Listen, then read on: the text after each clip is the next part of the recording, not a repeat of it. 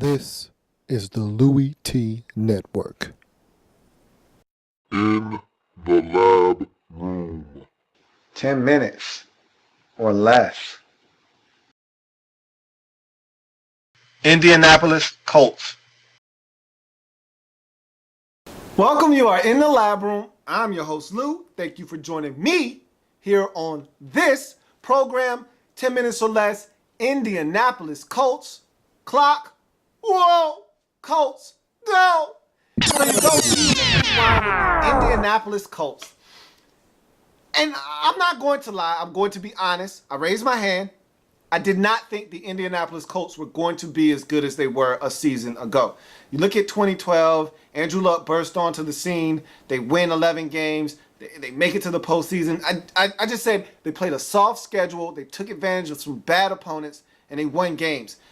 I don't have a problem with that. You beat the teams that they put in front of you. I said it's going to be a different story. This team is going to play some better opponents. They know what Andrew Luck is. They're going to be prepared. There's film on him.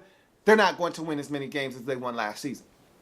Well, they come out of the gate. And I tell you what, name a team in the league outside of the Denver Broncos that had a more impressive opening to the season than these Indianapolis Colts. By the time they got to their bye week in week number 8, they were 5-2 and had beat some of the upper echelon teams in the National Football League. Listen to the list of teams that they had beaten in the first 7 weeks of the season. You're talking about the San Francisco 49ers. How about the Super Bowl winning, the eventual Super Bowl winning Seattle Seahawks? Gave them their first loss of the season and then followed that up by giving the Denver Broncos their first loss of the season. So you go into San Francisco, stomp a mud hole in the San Francisco 49ers. Mind you, they were one of the participants in the NFC Championship game. Many think that the NFC Championship game was the Super Bowl between the two best teams in the National Football League. Colts beat both of those teams playing in that game in a span of the first 7 weeks of the season. So this Colts team was extremely dangerous early on. But that win against the Denver Broncos right before the bye came at a cost. They lost Reginald Wayne, and they weren't the same team after that. After they lost Reggie Wayne, this team took a step back. So you come off the bye after week 8, and this team was different, okay? And they started losing in egregious fashion. I mean, they took some serious beatdowns in the second half of the season. They lost by 30 at home to the Rams. They were destroyed on the road against Arizona. They were beaten to a pulp against the Cincinnati Bengals. I mean, they took some ugly L's in the second half of the season. But as good teams often do, they persevered. They adjusted and adapted to the fact that Reggie Wayne wasn't coming back. There was not going to be any Reginald Wayne on the field. And so they started to adapt to what they had on their roster. They made it work. And Andrew Luck started to play better football. This defense started to come alive. And your end result, this team goes on a 3-game winning streak to end the season, including a huge win on the road against the Kansas City Chiefs, which set the tone for their eventual postseason win. We'll talk about that here in a second, but they end up finishing the season at 11-5, winners of the AFC South Division.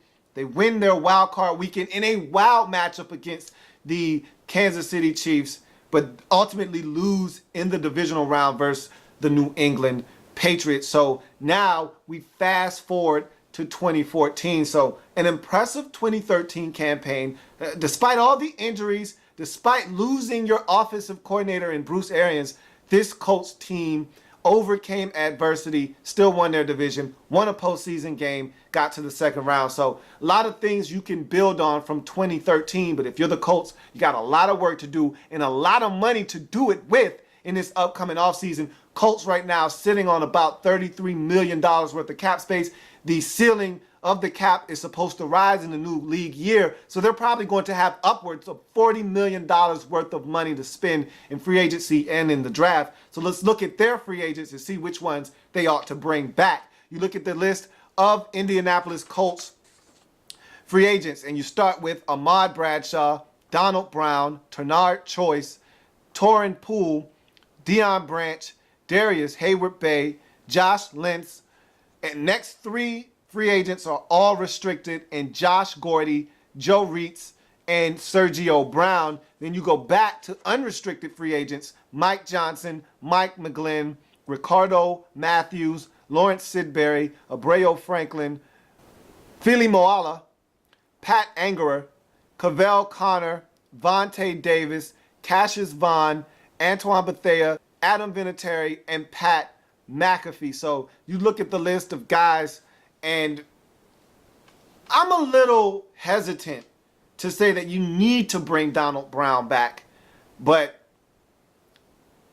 I feel like you could use an upgrade at the running back position, but I don't know if Donald Brown is actually the problem. Without Donald Brown last year, this is one of the worst rushing teams in the league. Without Donald Brown, you're averaging less than 4 yards a carry. Without Donald Brown, your running game is non-existent. So I'm hesitant to say, hey, just get rid of Donald Brown, because I know the real problem there, you're not getting rid of him, which is Trent Richardson. He's not going anywhere. You're going to try to prove to everyone that that trade wasn't in vain and that you didn't make a mistake. And so you're going to try to validate that trade. I don't know if Donald Brown is back or not, but I feel like he can come back. But I feel like you can upgrade the running back position. So if you're going to do that, then Donald Brown's presence isn't necessary. So I could see you wanting to bring him back, but I could also in the same breath say, hey, don't worry about Donald Brown. Move on. So Donald Brown is on the fence for me. You look at another guy that I think you should bring back, Cavell Connor. I don't know how you do not bring Cavell Connor back. He was by far your best linebacker in 2013. The guy has a lot of football left in him, and he's playing at an extremely high level. You got to bring Cavell Connor back. What about some longtime Colts? What about a guy like Antoine Bethea? To me, he needs to start his career with the Colts and finish his career as an Indianapolis Colt. Played extremely well last year, well over 100 tackles, got you 2 picks, was all over the football field. The guy plays with a lot of energy, very explosive. I think he's still got a lot of football left in him. And to me, he's a guy that sets the tempo in your secondary. I think you need to bring Antoine Bethea back. Speaking of secondary, what about one of his running mates in that secondary and a guy like Vontae Davis? Now, you can say what you want about Vontae Davis. He got beat a lot in man-to-man coverage, but the guy is one of the better man-to-man press covers in the National Football League. You say what you want about Vontae Davis, and I'll tell you what, if you don't want him, see how fast he lasts on the free agent market. The guy can play football. Yeah, you put him in some positions, he's going to give up some plays, but what corner isn't? I think Vontae Davis is a must back on your football team, especially for a team that is starving for help at the cornerback position. I think you really need to bring Vontae Davis back. I thought he struggled at the end of the season, but he was dealing with a groin injury. You need to bring Vontae Davis back onto your football team. What about your special teams unit? The whole special teams unit is essentially up. McAfee and Adam Vinatieri. I think Adam Vinatieri is still kicking the football extremely well. Unless you've got, and this is my stance on especially field goal kickers, but in players in general at positions that are yours. Unless you have something in-house that's better, you don't go and get rid of what you already have. And so until you prove to me that you have a replacement in-house for Adam Vinatieri, then I think Adam Vinatieri needs to remain an Indianapolis Colt. And we're 1 year removed from Pat McAfee getting the franchise tag. I don't see him going anywhere. Go ahead and bring both of those guys back while you are at it. So now you move on to team needs for the Indianapolis Colts. And I look at this Colts football team, and I think your most dire need is at the wide receiver position. And because T.Y. Hilton showed that he's the truth last year. Reginald Wayne, to me, is a guy that you don't know what you're getting when he comes back. He's the consummate professional, but he's coming off of a major knee injury. And this is his first injury of his career, essentially, in terms of major surgery. And so you don't know what you're getting. He's age 35 or so. I mean, you don't know what you're getting in Reginald Wayne. And even if he comes back and he is the same Reggie Wayne that you got before the injury, he's 35 years old, probably about to turn 36 if he hasn't already. You still need to upgrade that position. Darius Hayward-Bay is terrible. He's a free agent, and you do not want him. You will pay him to leave and never come back. And so you need to upgrade the receiver position in the worst way. And I think that there are a lot of options in free agency that will fit in Indianapolis. Eric Decker, to me, is the first name that jumps off the free agent list as a guy that would fit right at home. You leave Peyton Manning and go to Andrew Luck, it just seems like it's supposed to happen that way. If you're the Colts, that's the guy you make a play for in free agency. I think you need help at safety, but if you bring back Antoine Bethea, then I think you're fine at safety. You need help at corner, but again, if you bring back Vontae Davis, I think you'll feel really comfortable with going in the draft and attacking the cornerback position from that angle. That's my time. Indianapolis Colts in 10 minutes or less. 10 minutes or less. Like the content? Want more? Sub up.